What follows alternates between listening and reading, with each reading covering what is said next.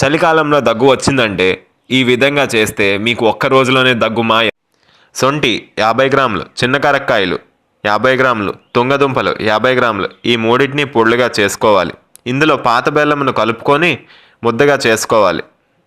వీటిని బాగా నూరాలి. దాని తర్వాత మాత్రలుగా తయారు చేసుకోవాలి. పెద్దవాళ్ళకైతే కుంకుడు గింజ అంత చేసుకొని 3 పూట్ల తినాలి.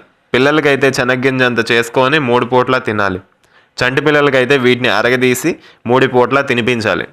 ఈ ఛానల్ లైక్ చేయండి, షేర్ చేయండి, కానీ సబ్స్క్రైబ్ చేయడం మాత్రం మర్చిపోకండి. మరికొన్ని అప్డేట్స్తో మీ ముందు ఉంటాను.